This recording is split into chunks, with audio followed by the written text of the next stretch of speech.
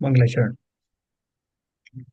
ओम नमः सिद्धेभ्य जय श्री ओम नमः सिद्धेभ्य जय श्री ओम नमः सिद्धेभ्य। मंगलम भगवान वीरो मंगलम गौतमो गणी मंगलम कुंद कुंदाद्यो जयंदर्मोस्तु मंगलम। सर्वमंगल मांगल्यम सर्व कल्याण कारकम प्रधानम सर्वधर्माणां जैनं जयतु शासनम। जैनं जयतु शासनम जैनं जयतु शासनम। जीवं जीवं वद्भं जीर्णवरवसहीर्ण जीर्णनिथिद्धं देविंद बिंद वंदे तम सर्वदा शिरसा। द्रव्य संग्रह नाम का ग्रंथ हम पढ़ रहे हैं जिसमें हमने आश्रम बंध के पश्चात चतुर्थ गुण स्थान में होने वाले भावों की जो विविधता है उसके बारे में चर्चा की। हमने ये बात बहुत विस्तार से पढ़ी कि सिद्धांत के रूप से पुण्य और पाप दोनों ही आपस में एक्सचेंज नहीं किए जा सकते, पहली बात। दूसरा यह है कि पुण्य आदि के द्वारा पाप का निराकरण या मोक्ष की प्राप्ति नहीं की जा सकती। तो मोक्ष की प्राप्ति के लिए जो शुद्ध भाव होते हैं वो शुद्ध भाव चतुर्थ गुण स्थान में वो कितने परिमाण में होते हैं, उनका कितना, उनकी भूमिका क्या रहती है। एक बार में जीव के मिश्र भाव होते हैं।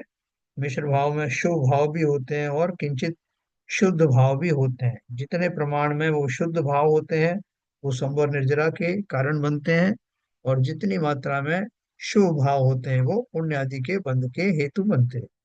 ये अपन ने कल विस्तार से पढ़ा था। तो चतुर्थ गुण स्थान के बारे में यह ना विस्तार से इसलिए दिया है कि वहां लोगों को बहुत सारा भ्रम है।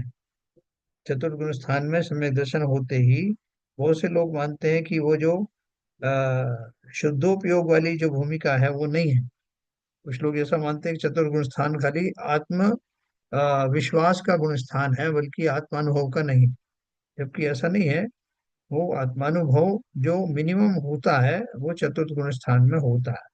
और वो जो प्रत्यक्ष आत्मानुभूति पूर्वक होता है तो वो आत्मानुभूति भी थोड़े थोड़े अंतराल के बाद में प्रबल रूप से होती रहती है। जैसे मान लीजिए कि कोई व्यक्ति है, किसी ने एक मिष्ठान की दुकान से एक विशेष प्रकार का मिष्ठान चखा। उसके बाद में बहुत दिन हो गए, उसके बाद में उस तब तक उसने मिष्ठान चखा तो नहीं, लेकिन उसकी स्मृति में वो मिष्ठान का स्वाद बना हुआ है। अब उसको एक महीने बाद फिर से शायद वही उसको रसास्वादन करने का फिर से मौका मिले, फिर 2 महीने बाद फिर मिले, तो वो उससे उसका वो रिवीजन तो हो जाता है, लेकिन फिर भी उसकी स्मृति से वो जाता नहीं। पंचम गुण स्थान वाले को उससे ज्यादा फ्रीक्वेंटली वो जो है उस आत्मानुभव होता है। छठे सातवें गुण स्थान को उससे ज्यादा फ्रीक्वेंटली होता है। लेकिन कहने का अर्थ ये है कि चतुर्थ गुण स्थान में भी उसी जाति का अनुभव होता है जो ऊपर के गुण स्थानों में होता है।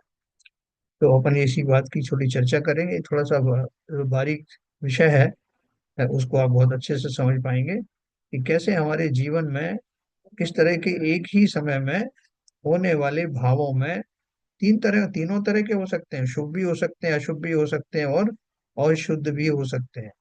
तो उनमें से और उसी तदनुसार उनका फल भी बनता है, कर्म आदि वैसे ही बनते हैं। ये अपन बात करते हैं।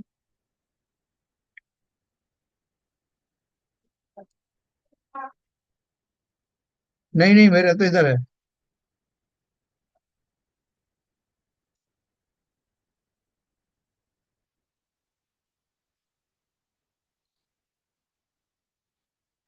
हाँ, देखिए अपन ने ये बात करी थी। समर तत्व की अपन ने भूल पड़ी थी। निश्चय सम्यक दर्शन ज्ञान चारित्र जीव को हितकारी हैं, क्योंकि वे संवर निर्जरा रूप हैं। है ना, सम्यक दर्शन ज्ञान चारित्र जो रत्नत्रय बताया ना, वो कैसे है। उनमें संवर और निर्जरा का बोलबाला है। किंतु मिथ्या दृष्टि जीव उन्हें कष्टदायक मानता है, यह उसकी संवर तत्व संबंधी भूल है।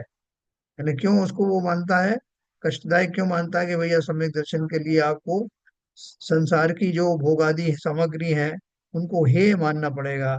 और वो जो उस संबंधी जो चर्चा है, उस समय जो चर्या है, वो सबको आप अच्छा मानते हो, जबकि मिथ्या दृष्टि जीव उनको वो अच्छा वो नहीं मानता। मन ही मन वो कहता है कि इनमें क्या धरा है, ये संसार को भोगना है तो अच्छे से भोगना है। तो इसलिए उसका जो मिथ्या दृष्टि जीव की जो मान्यता है वो ये है कि ये सब सम्यक दर्शन ज्ञान चारित्र वाली जो भूमिकाएं हैं, ये कोई लाभदायक या सुखकारी नहीं है। इसीलिए उसे मोक्ष का स्वरूप भी नहीं पता। तो सारे ही तत्वों की उसमें भूल होती है। फिर संवर तत्व में अपन ने एक और पढ़ा था, अहिंसा आदि रूप शुभाश्रव भाव को संवर मानता है, किंतु ऐसा नहीं हो सकता कि एक ही कारण से पुण्यबंध भी माना जाए और संवर भी माना जाए। मिथ्या दृष्टि जीव को बहुत सारे कंफ्यूजन होते हैं। एक कंफ्यूजन क्या होता है कि मैंने जीवों की दया करी, मैंने गरीबों को जो है वो भोजन कराया, मैंने गाय को चारा डाला, मछली को दाना दिए डाला, आटा डाला है, जो भी है, इन सब क्रियाओं से, या किसी का मैंने और उसकी रोग चिकित्सा वगैरह की, उसकी शरीर की वृत्ति की, तो इन सब भावों से एक दिन मुझे मुक्ति हो जाएगी, ऐसा वो मानता है। जबकि वो भाव कौन से भाव हैं? वो शुभ भाव हैं। उन शुभ भावों से पुण्यबंध तो हो सकता है, लेकिन उनसे कर्मों की निवृत्ति नहीं हो सकती। फिर एक प्रश्न खींचा, मुनि के एक ही काल में दो भाव होते हैं, वहां उनके बंध भी होता है और संवर निर्जरा भी होती है, सो कैसे? है ना? मुनियों का अपन कहते हैं, जैसे मैंने आपको कल बताया था कि अपन मुनि की जब विशेष तौर से जब उनकी चर्चा करते हैं तो बोलते हैं कि वन में जो वो महाराज जो है वो विद्यमान है, और उनका सातिशय पुण्य भी बंद हो रहा है और उनके संवर निर्जरा भी हो रहे हैं। तो बोले दोनों चीज कैसे हो सकती है? तो उन्होंने बोला कि ये जो भाव होता है उनका मिश्र भाव होता है। मिश्र भाव में जैसे हम जो मिला हुआ, जो क्या बोलते हैं उसको, जो बेसन का यानी चना और गेहूं का मिला हुआ मिस्सी रोटी खाते हैं ना, तो उसमें जो गेहूं के गुण हैं वो भी है और चने के गुण भी है। चना अपना काम करता है, गेहूं अपना काम करता है।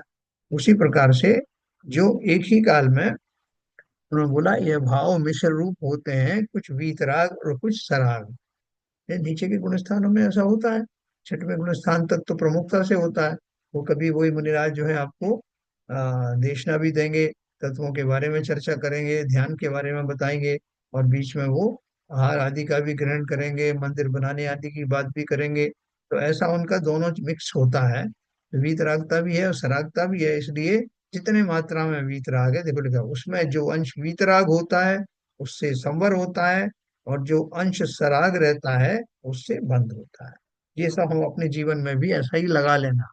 और सबसे बढ़िया बात क्या है, जब हम जो भक्ति आदि के भाव करते हैं, तो जो ज्ञानी है या थोड़े ज्ञानी बन गए हैं, वो बीच बीच में उन सामग्रियों से अपना ध्यान हटा करके या उनको गौण करके विशेष रूप से आत्मचिंतन में पहुंच जाते हैं कि मैं जिनेन्द्र देव के सामने बैठा हुआ हूँ, और वो बैठा हुआ हूँ ये भी विकल्प नहीं आता, बल्कि सीधा सीधा उनको, जिनकी पूजन कर रहे हैं, उस पूजन करने वाले उन देव के बारे में एकदम उनकी जो इतरागी जो मुद्रा है वो अंदर प्रविष्ट हो जाती है, और जीव वन टू वन आत्मा का ध्यान करने लगता है।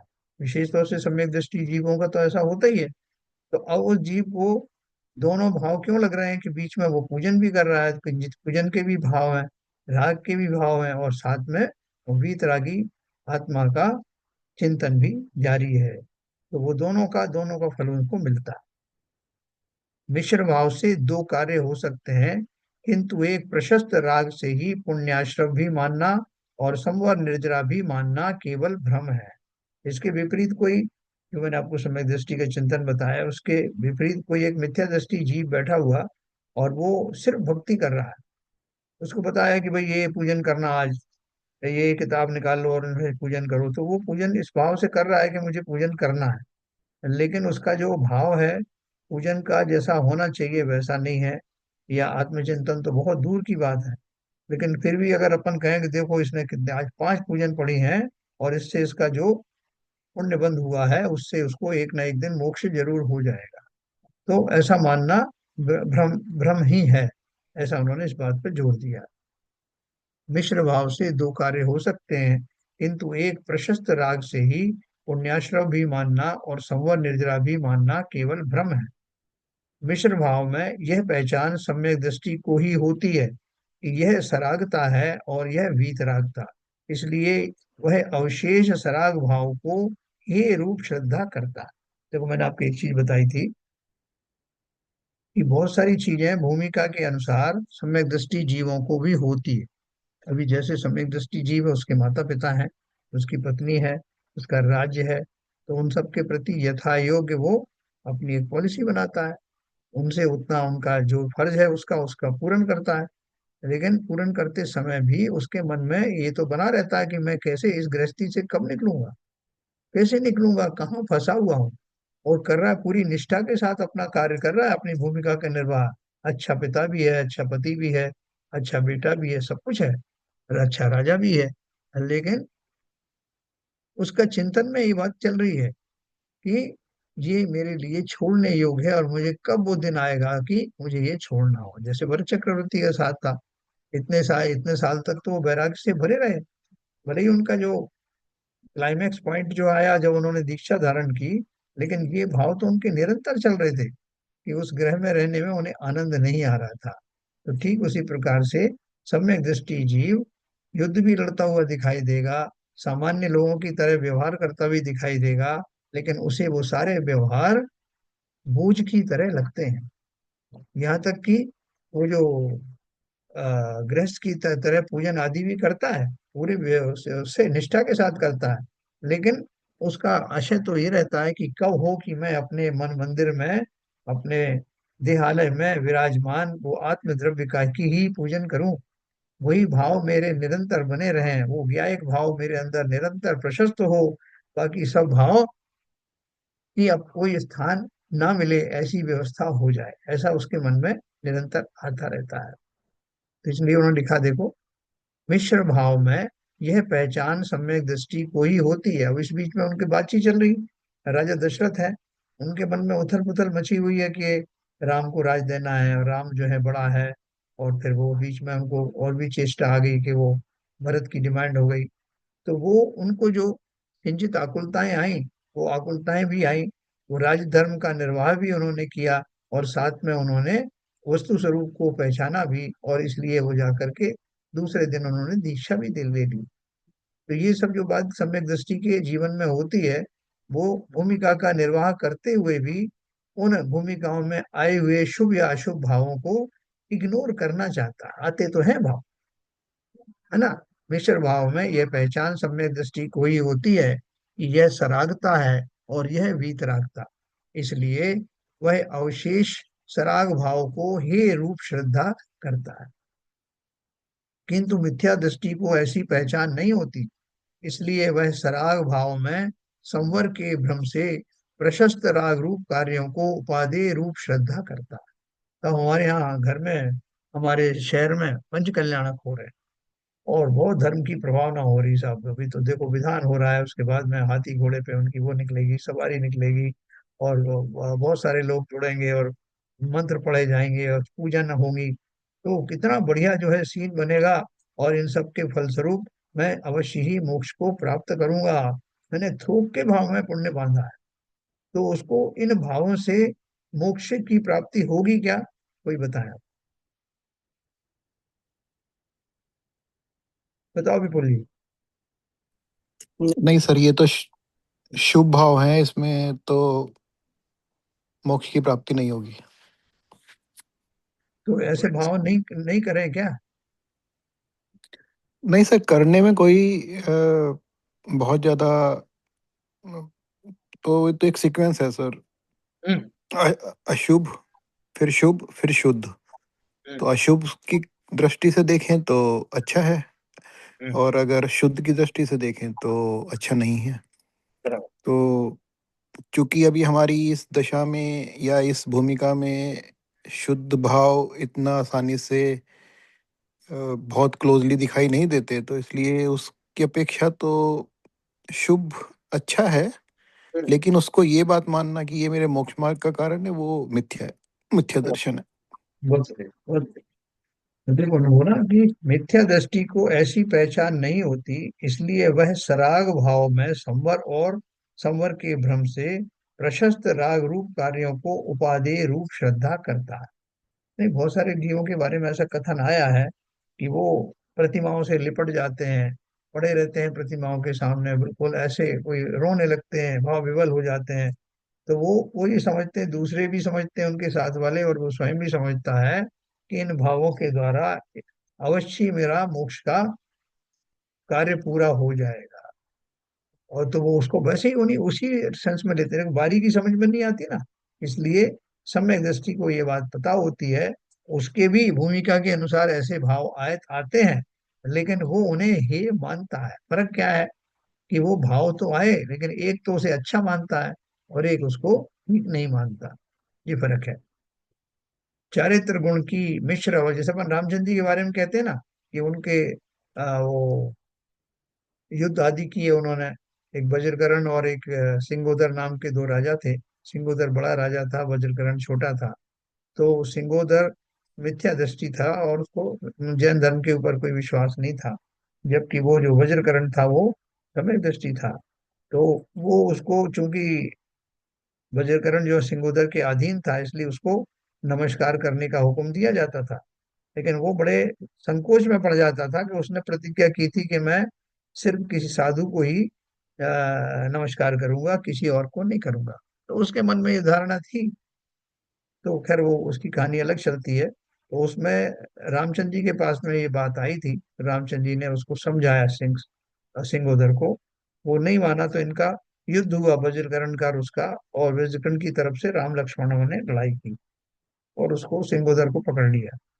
तो कहने का अर्थ क्या है कि ये जो भाव है, रामचंद्र जी सम्यक दृष्टि थे ना, शायद सम्यक दृष्टि, तो उनको भी ऐसे भाव आते हैं कि भाई इनको, इसको बचाना है, इसको हटाना है, इसको ठीक करना है। लेकिन वो भावों को जानते हैं कि अरे मेरे ऐसे कैसे भाव आ रहे हैं, ये भाव करने योग्य नहीं है। ऐसा उनको चिंतन भी होता है, होते भी हैं और चिंतन भी। ये सब सम्यक दृष्टि की पहचान। चारित्र गुण की मिश्र अवस्था के संबंध में चारित्र गुण का ऐसा स्वभाव है कि चौथे गुण स्थान से उसको आंशिक शुद्धि और आंशिक अशुद्धि होती है ना। चतुर्गुण स्थान की महिमा बता रहे हैं आप। ऐसी दशा 10वें गुण स्थान तक रहती है। यथाख्यात चारित्र के प्रकट होने पर वह मिश्र दशा नहीं रहती। देखो क्या बोल रहे हैं, चौथे गुण स्थान में सम्यक दर्शन हुआ, तो सम्यक दर्शन होते ही उसका ज्ञान भी सम्यक हो गया और चारित्र भी वैसे तो सम्यक हो गया। लेकिन शास्त्रों में चतुर्थ गुण स्थान में सम्यक चारित्र हुआ करके ऐसा नहीं माना गया। क्यों नहीं माना गया? क्योंकि वो बहुत आंशिक होता है, और उसमें आंशिक शुद्धि होती है और आंशिक उसमें अशुद्धि भी होती है। मतलब वैसा शुद्ध नहीं होता जैसा कि ऊपर के गुण स्थानों में होता है। ये चारित्र किसे कहते हैं? चारित्र के अपन ने भेद पढ़े ना, यथाख्यात चारित्र 12वें गुण स्थान में होता है। उससे नीचे के जो गुण स्थान है उनमें जो चारित्र है वो थोड़ा किंचित न्यून रहता है। ऊपर से घटाते चले जाओ। तो 10वें गुण स्थान, 9वां गुण स्थान, 8वां, 7वां, 6वां, 5वां, चौथा, तो उनमें जो है वो घटता हुआ शुद्धोपयोग होता है। तो ये अपने को बहुत अच्छे से समझना चाहिए। चतुर्थ गुण स्थान में स्वरूपाचरण नाम का चारित्र तो होता है। स्वरूपाचरण का अर्थ क्या है? मेरा जो चतुर्थ गुण स्थान में जो मेरा स्वरूप है, या मेरा जो आत्मिक स्वरूप है, उसको ध्यान में रखते हुए किंचित चारित्र तो अवश्य रहता है, परंतु वो 12वें गुण स्थान के समकक्ष नहीं होता, क्योंकि अगले गुण स्थान में उनको केवल ज्ञान होने वाला। तो यहाँ क्या बताया, ये थोड़ी बारीकी एक बार समझ लोगे तो हमेशा ध्यान रहेगा। चारित्र गुण की मिश्र अवस्था के संबंध में चारित्र गुण का ऐसा स्वभाव है कि चौथे गुण स्थान से उसको आंशिक शुद्धि और आंशिक अशुद्धि होती है। अभी अपन ने देखा उसको अविरत सम्यक दृष्टि कहते हैं। इसको चतुर्थ गुण स्थान वाले को, जिसको अभी सम्यक प्राप्त हुआ है, उसको अपन क्या बोलते हैं? अविरत सम्यक दृष्टि। तो अविरत का अर्थ ये नहीं है कि वो जो है उच्छृंखल वृत्ति का हो गया, सब कुछ खाने लगा, कंदमूल फल खाता है, रात्रि भोजन करता नहीं। अविरति का अर्थ मात्र इतना है, वो सारे नियम पालन करता है, जो श्रावक के जो मूल गुण है उन सबका पालन करता है। खाली उसमें फर्क क्या आया है कि उसने विधिवत अनुव्रतों को धारण नहीं किया। पालन फिर भी कर रहा है, जैसे हम और आप भी करते हैं। हम कौन से जानबूझ करके किसी की हिंसा करना चाहेंगे? हम भी जानबूझ करके जो है रात्रि भोजन आदि का सेवन नहीं करते। तो वो तो समय दृष्टि है, तो उनको बहुत सारी शुद्धता उनके चारित्र में होती है, लेकिन फिर भी वो वैसी शुद्धि जिस जो पंचम गुण स्थान ऑनवर्ड्स होती है वैसी नहीं होने से उनको अविरत सम्यक दृष्टि कहते हैं। तो आचार्य कह रहे हैं कि उनको जो चौथे गुण स्थान से लेकर के और 10वें गुण स्थान तक वो जो है चारित्रिक शुद्धि निरंतर थोड़ी थोड़ी बढ़ती रहती है। थोड़ी थोड़ी बढ़ती रहती है मतलब थोड़ी सी अशुद्धि भी रहती है। चौथे गुण स्थान से उसको आंशिक शुद्धि और आंशिक अशुद्धि होती है। ऐसी दशा 10वें गुण स्थान के अंत तक रहती है। यथाख्यात चारित्र के प्रकट होने पर वह मिश्र दशा नहीं रहती। मिश्र दशा में मतलब थोड़ा सा जो पुण्यादि के भाव भी हैं, और पुण्यादि के भाव को शुद्ध भाव के साथ मिला के अशुद्ध दशा बताई है ना। पापादि भावों की तो बात ही नहीं है। यहाँ जो अशुद्धि हो रही है, जैसे आपका सोना है, सोने में अशुद्धि जो है ज्यादातर उसमें चांदी मिली रहती है, उसको अशुद्धि कहते हैं। उसमें लोहा थोड़ी मिला दिया जाए। तो उसी प्रकार से ये बोल रहे हैं, ऐसी दशा यानी मिक्स दशा, आंशिक शुद्धि आंशिक अशुद्धि 10वें गुण स्थान के अंत तक रहती है। 10वां गुण स्थान क्या है? कोई बताओ भाई, 10वें गुण स्थान में क्या होता? हम्म। आरपी जन मोहिनी साहब। कर्म चला जाता है। मौनी कर्म चला जाता है, बिल्कुल। तो मौनी कर्म का जाना बहुत आसान तो है नहीं, नहीं। है ना। विशेष प्रकार का जो चारित्र है, जो उन गुण स्थानों में पाया जाता है, वो चारित्र क्या है? चारित्र किसे कहते हैं? जीव की आत्मा के साथ स्थिरता को चारित्र कहते हैं। सिंपल बात। सरल शब्दों में वीतरागी भावों का होना, या आत्मा के उन वीतरागी भावों में, नैसर्गिक भावों में स्थापित हो जाना, ठहर जाना, उपयोग को वहां लगा देना, यही वास्तव में वो जो दशा है, इसी को चारित्र कहते हैं। यहाँ चारित्र की बात वो नहीं कि वो क्या पहनते हैं, वो क्या खाते हैं, क्या पीते हैं, वो मोटी मोटी बातें नहीं है। यहाँ तो आत्मा के समकक्ष पहुंचने की और स्थिर रहने की बात है। 12वें गुण स्थान में जो यथाख्यात चारित्र होता है, इनके भेद भले ही आप वो पढ़ो, छेदोपस्थापना, संयम आदि जो सब भेद दिए हैं वो सब है, लेकिन वो तो खाली उन भावों की तारतम्यता बताते हैं कि अब भावों का क्या लेवल चल रहा है। गुणस्थान वही है ना। और 12वें गुणस्थान में जाकर के जैसा चारित्र होना चाहिए, जैसा चारित्र होना चाहिए का अर्थ क्या है? कि उस साधक जीव का भाव आत्मा के जैसा स्वभाव है वैसा ही हो जाना, स्वभाव के अनुरूप हो जाना, उस दशा में पहुंच जाना, वही वास्तव में यथाख्यात चारित्र है, जो 12वें गुण स्थान में होता है। उस गुण स्थान जो मुनि अपना तपस्या आदि करते हैं, केवल ज्ञान प्राप्त होने वाला है, तो केवल ज्ञान प्राप्त होने में कि क्या हुआ कि वो जो उनके भाव हुए निर्मल, वो जो जैसा शास्त्रों में बताया यथाख्यात, वो जब उस लेवल पर पहुंचे तो वो लेवल पर कित और टिकना चाहिए उस लेवल पर, एक अंतर्मूढ़ तक, तो केवल ज्ञान होता है ना। क्षण भर निज रस को पीछे तन, मिथ्या मल को धो देता है, काषाय के भाव विनष्ट किए निज, आनंद अमृत पीता है। इनमें और कषाय जो है सर, कषाय किसकी संतान है? चारित्र मोहिनी, है ना। तो चारों कषाय चले, तो जाते ही अनुपम सुख तब विलसित होता, केवल रवि जगमग करता है, दर्शन बल पूर्ण प्रकट होता, यही अरिहंत अवस्था है ना। अरिहंत अवस्था को कितने अच्छे से डिस्क्राइब किया। तो देखो, अपन बात कर रहे थे 10वां गुण स्थान, आपने सब समझ लिया कि 10वां गुण स्थान कैसा होता है, कि उसमें ये सबसे ज्यादा घातक जो कर्म है, घातिया में मोहनी कर्म, वो चला जाता है। हाँ, वो ही बाधा था आपको यथाख्यात चारित्र के ना होने में। तो बोल रहे हैं कि उसके बाद 12वें गुण स्थान में प्योर दशा प्रकट होती है, वहां मिक्स वाली बात नहीं होती। 10वें गुण स्थान के बाद में ही 12वां आ जाता है शपक श्रेणी में। और अगर आप उसकी उपशम श्रेणी की बात करें तो 11वां गुण स्थान आता है, जहाँ वो 12वें गुण स्थान के बराबर होता है, लेकिन वहां पर कर्मों का उपशम होता है, जबकि शपक श्रेणी में उनका क्षय होता है।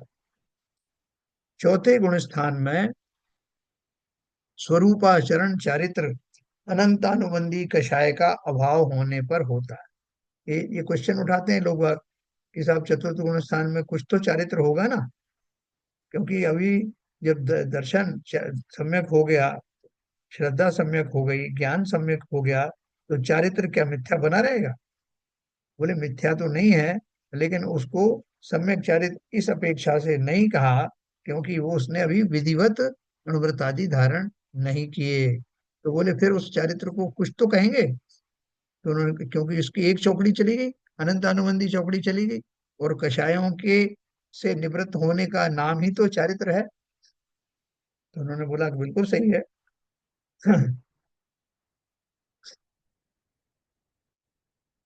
चौथे गुण स्थान में स्वरूपाचरण चारित्र, एक नाम दिया है चारित्र का, अनंतानुबंधी कषाय का अभाव होने पर स्वरूपाचरण चारित्र प्रकट होता है।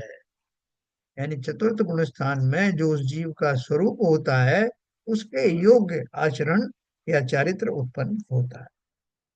तो उन्होंने पूछा कि उसका क्या स्वरूप है ना? अपन ने ये समयसार कलश के रूप, कलश में भी अपन ने ये सब पढ़ा था। उसका क्या स्वरूप है और किसका? स्वरूप आचरण का। यानी देखो बहुत ध्यान से सुनना, क्योंकि हमको सम्यक दर्शन होने ही वाला है। तो होने वाला है, तो जब हो जाएगा तो हमारा जो चारित्रिक दशा है वो कैसी रहेगी? अभी हमारी बहुत सारी चारित्रिक दुर्बलताएं होती हैं, जो चीज हम जानते भी हैं वो कर नहीं पाते। हम जानते हैं कि इसमें दोष है, हम जानते हैं, तो वो खाने से नहीं रोक पाते अपने आप को। हम जानते हैं कि ऐसा व्यवहार करना से में झूठ का जो है दोष लगता है, फिर भी हम करते हैं। बहुत सारी आरंभ परिग्रह के द्वारा हिंसा का दोष लगता है, फिर भी हम करते हैं। ये हमारी चारित्रिक कमजोरी होती है। तो ये बोल रहे हैं कि चतुर्थ गुण स्थान में जो जीव है, उसके जो भाव होते हैं स्वरूपाचरण चारित्र, वो क्या होता है उसमें? उसका उन्होंने स्वरूप बताया।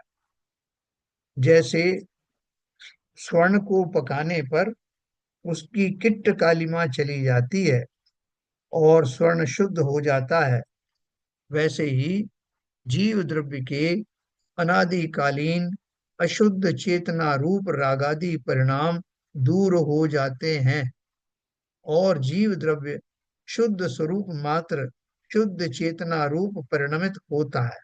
उसे स्वरूपाचरण कहते हैं, जो कि मोक्ष मार्ग है। क्या बताया उन्होंने? कि अभी मैंने एक सोने को गर्म किया, तो सोने को गर्म किया तो क्या हुआ कि उसमें बहुत सारी जो कालिमाएं थी, वो कालिमाएं चली गई। और वो कालिमाएं ऊपर ऊपर की तो कालिमाएं चली गई, जैसे सोने के ऊपर कोई कीचड़ लग गई हो, कोई और चीजों का मलिनता आ गई हो, वो तो चली जाती हैं। और बाकी की और भी बहुत सारी अशुद्धियां, क्योंकि उसमें 16 ताव देते हैं ना, सोने को शुद्ध करने के लिए 16 ताव प्रसिद्ध है। तो उनके बाद में उसकी अशुद्धियां सब चली जाती हैं, जो मिश्रण है वो सब पिघल जाते हैं। तो बोल रहे हैं कि फिर जीव द्रव्य शुद्ध स्वरूप मात्र शुद्ध चेतना रूप परिणमित होता है। ये स्वरूपाचरण है। उसका विशेष है, जब तक शुद्ध परिणमन सर्वोत्कृष्ट होता है। अभी देखो एक बात और कही कि अगर सब कुछ चतुर्थ गुण स्थान में ही हो जाए, तो ऊपर के गुण स्थानों में क्या हुआ? तो उन्होंने किया उसको समझाया है, जब तक शुद्ध परिणमन सर्वोत्कृष्ट होता है, सर्वोत्कृष्ट मतलब मैक्सिमम शुद्धि वाला, तब तक शुद्धत्व के अनंत भेद हैं। वे भेद जाति भेद तो नहीं है, किंतु बहुत शुद्धता, और फिर उससे भी बहुत शुद्धता, और उससे भी बहुत शुद्धता, ऐसे थोड़े बहुत रूप भेद हैं। तो साहब ये कितने कैरेट का सोना है? बोले साहब 18 कैरेट। बोले नहीं साहब, और अच्छा दिखाओ। ठीक है साहब, वो 22 कैरेट का दिखाते हैं।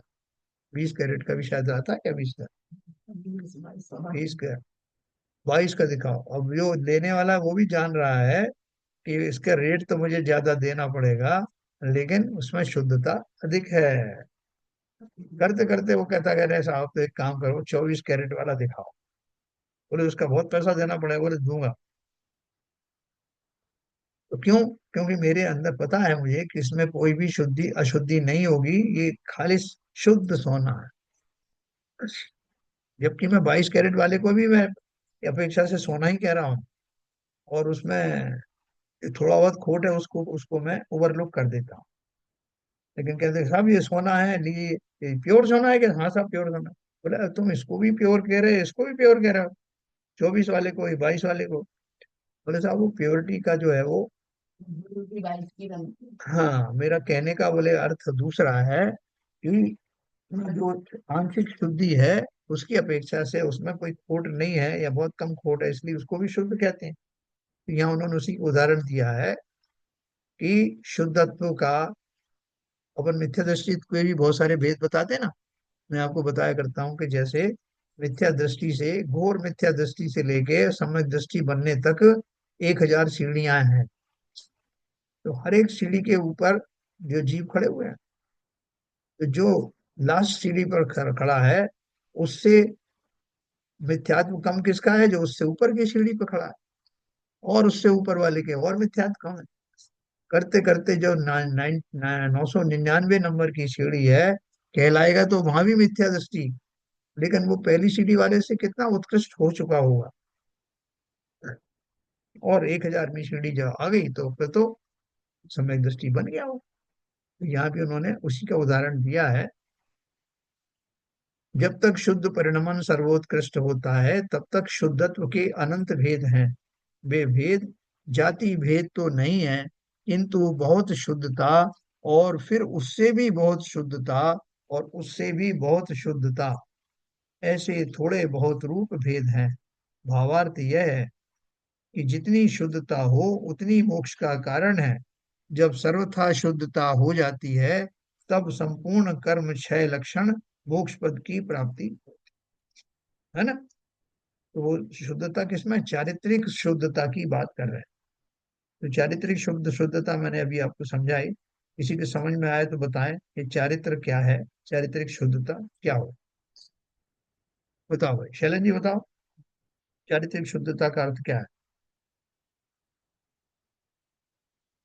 हर एक शुद्धता का अर्थ यह है कि जो आपका जो चरित्र जैसा जैसा अपने शास्त्रों में चरित्र जो अपना अपने को अपने जो कर्तव्य हैं उनको बिल्कुल क्लियर से करना। जैसे अपने जो भी अपने 22 परसों के साथ में रहना, 3 गुप्तियों के साथ में रहना, और तो वो सारी चारित्रिक जितना उसमें अ, अ, उसमें बिल्कुल उससे रहेंगे वो चारित्रिक शुद्धता मानी जाएगी। बताओ भाई, नीरजा जी बताओ, 2 तरह का चारित्र होता है, व्यवहार चारित्र और निश्चय चारित्र, दोनों में भेद बताओ। व्यवहार चारित्र में जो हमारे बाह्य क्रिया हैं वो सब रहती हैं, जैसे कि अंतरंग है, लेकिन जो निश्चय चारित्र है वो अपने आत्मा के नैसर्गिक स्वभाव में स्थिर होना, वो निश्चय चारित्र होता है। व्यवहार चारित्र में क्या है? यहाँ पूरी वितरागता होती है। हम्म। यहाँ पे सरागता ज्यादा है, वितरागता डिपेंड करती है।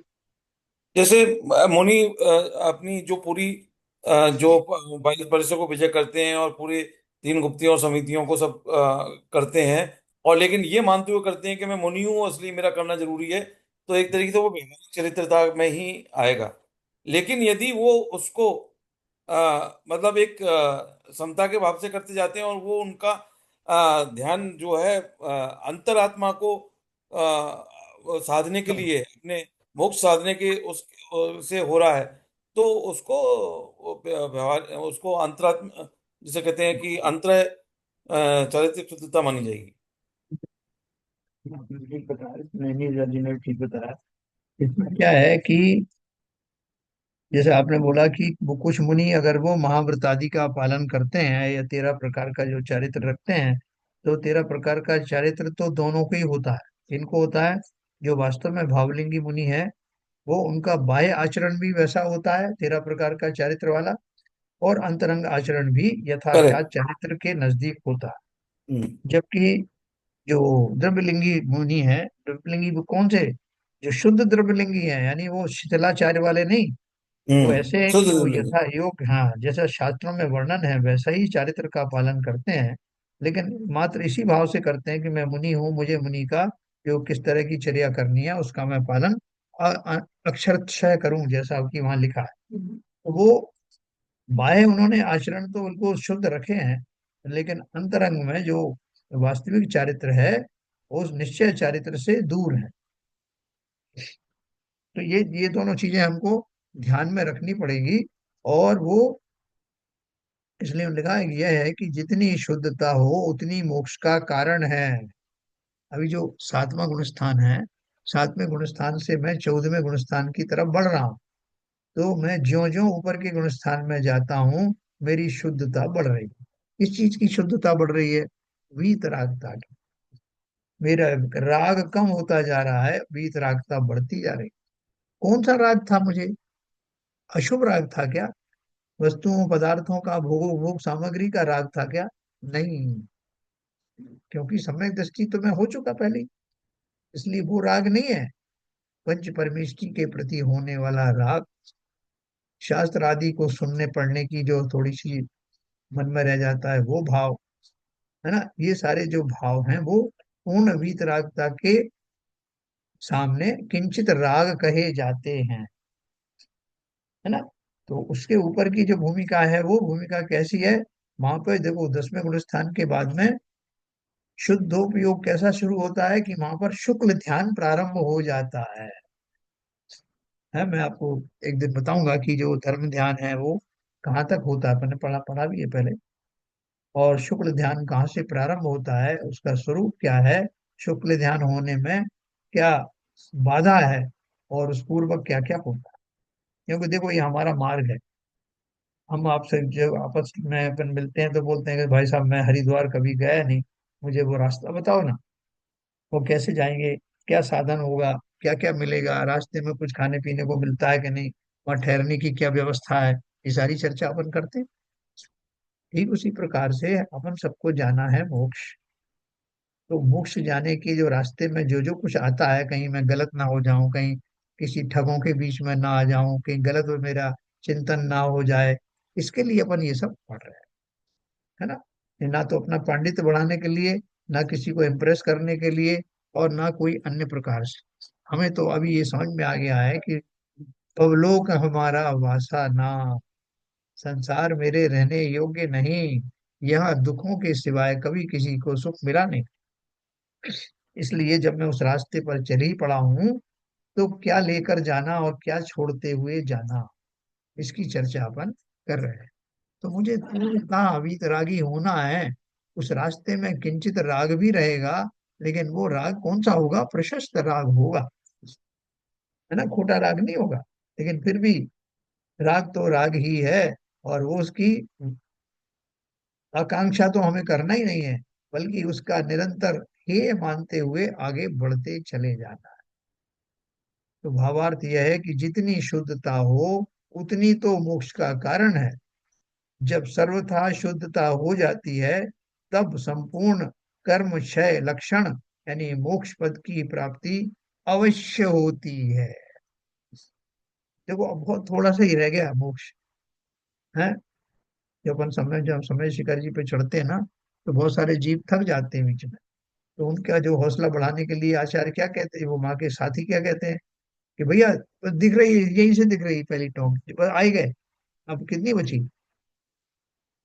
ठीक उसी प्रकार से आचार्य भी हमको संबोधित करते हैं हमारा उत्साह बढ़ाने के लिए कि भैया तुमने इतनी विषमताएं पार कर ली, अब तुम्हें स्वयं ही लगने लगा कि हूँ शुद्ध निराकुल सिद्धों सम। ये भी पता लग गया कि भवलोक हमारा वासाना, मेरे रहने योग्य जगह। तो वो जो रिपु राग देश पड़े हुए हैं उनको जय करो ना, आ ही गए तुम, बस वो दिख रहा है, वो तुम्हारा विशुद्धि का जो परिमंडल दिखाई दे रहा है, उसमें प्रविष्ट हो, और सदा सदा के लिए इस दुखमय संसार से निकल आओ, है? तो ये उन्होंने बताया। फिर संवर के बारे में, संवर शब्द से वाच्य शुद्धोपयोग है। जब वो कहते हैं संवर निर्जरा कहते हैं ना, साथ साथ कहते हैं, तो संवर कैसे हो जाएगा?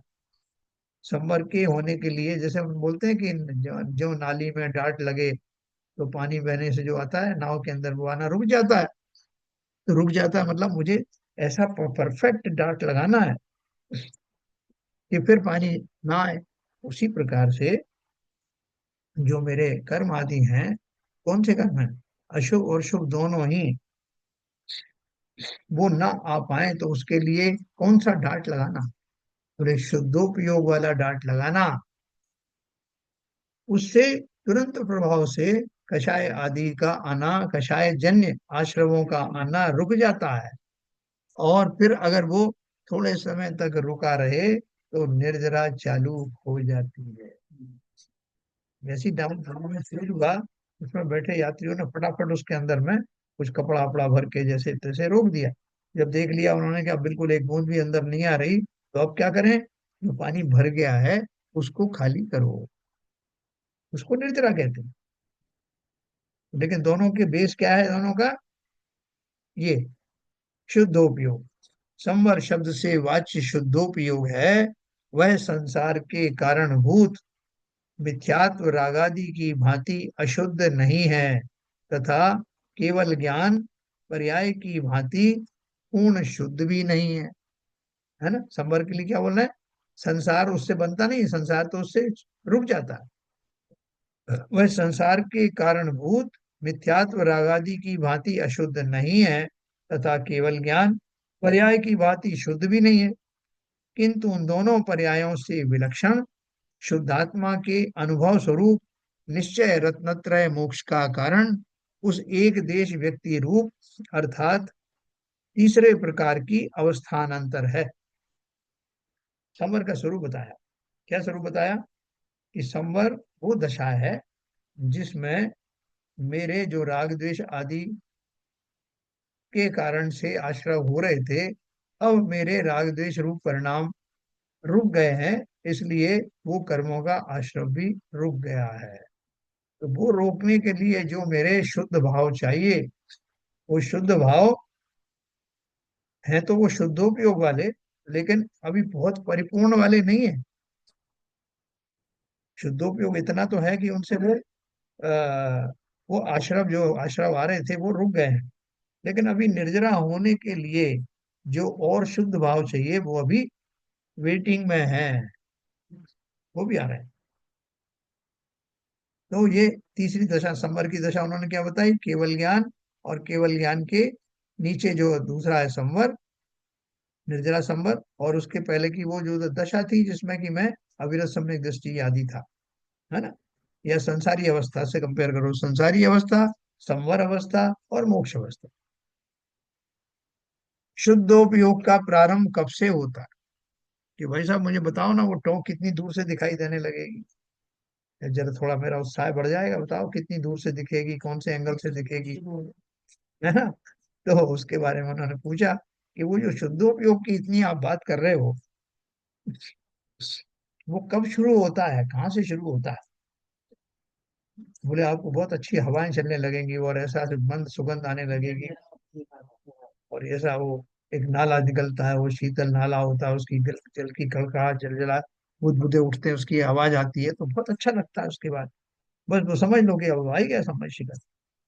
तो फिर किसी ने पूछा कि वो आपने शुद्धोपयोग की इतनी प्रशंसा की, वो शुद्धोपयोग कब से प्रारंभ होता है?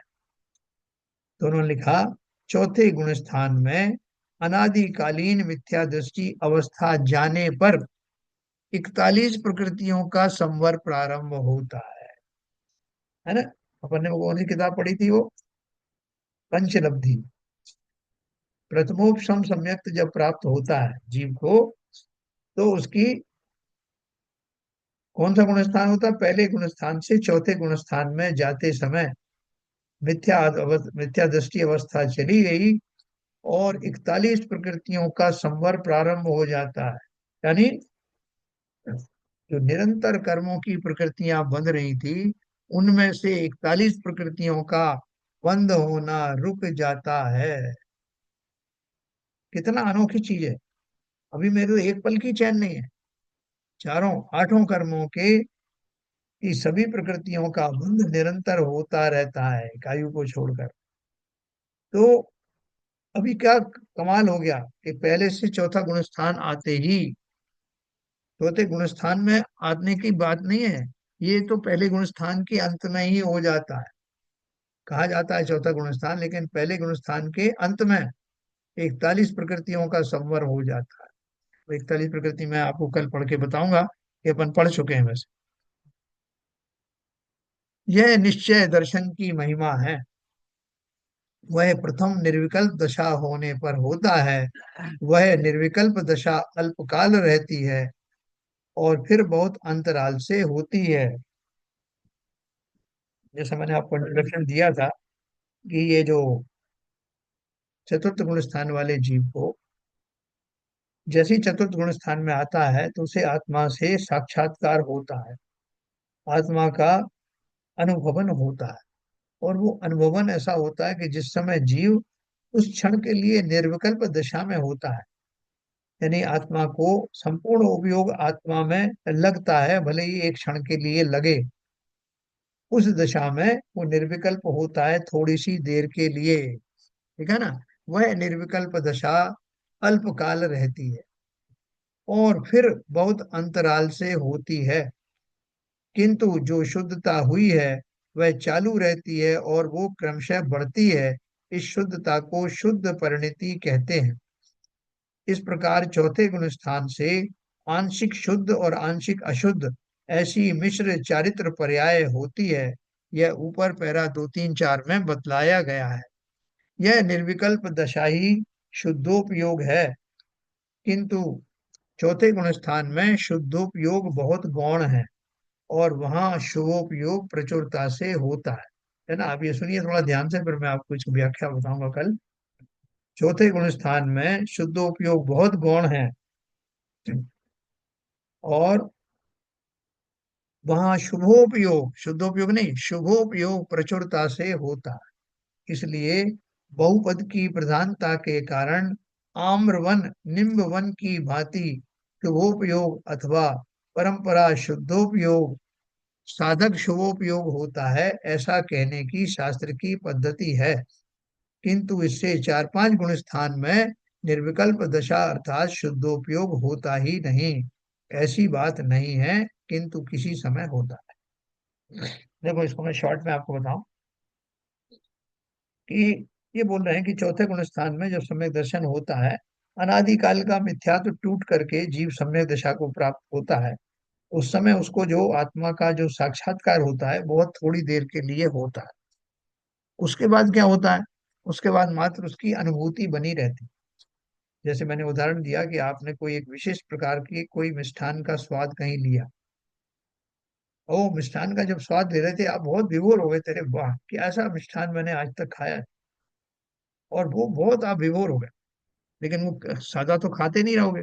वो जैसे ही खाना पीना खत्म हुआ तो आप वहां से हट तो गए, लेकिन आपके स्मृति में वो स्वाद बन गया कि साहब वो क्या मिष्ठान खाया था, वाह।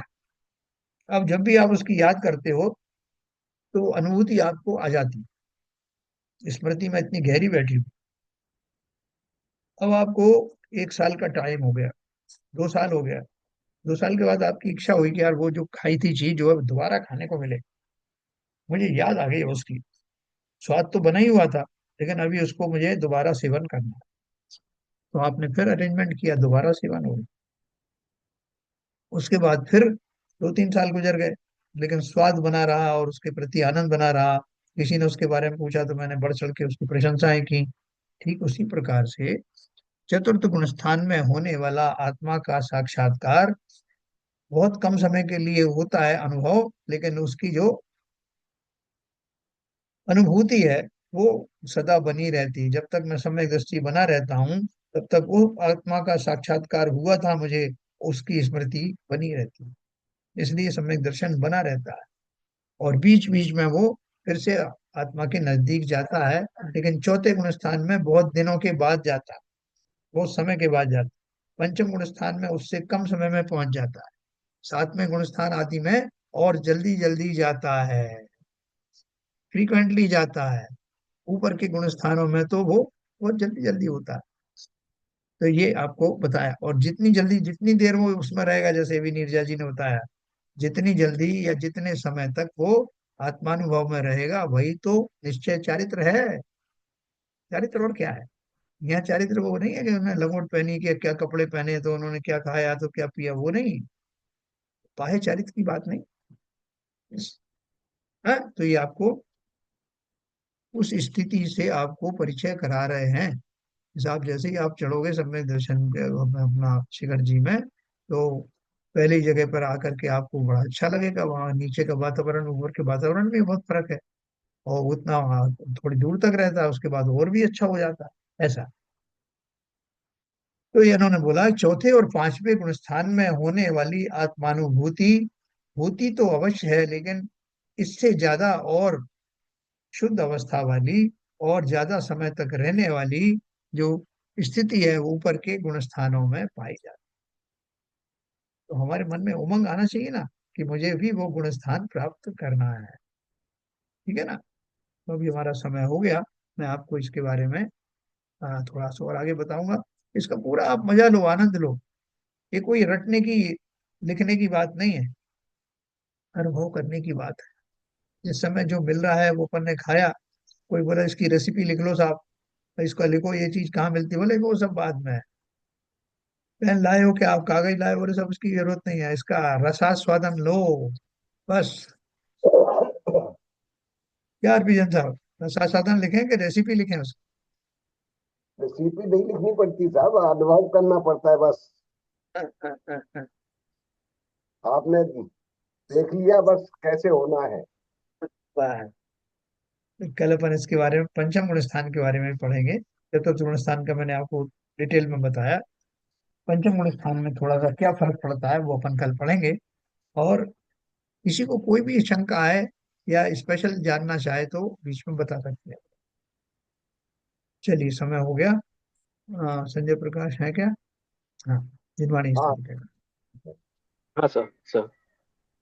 सिरिजिणे वाणी जगे कल्याणी जगे जन मगे तमे मोहे हरि जन मन हारी गण हरे हारी जमा जरा भवे रोगे हरि तिथेराणम दिव्य झुड़िम जो पड़ई सुड़ई मय्ये धारई नाणं सोखे मणन्तं धरिये सासद मुखे पदं पावै सासद मुखे पदं पावै। जिनवाणी माता की जय। कार्य सर।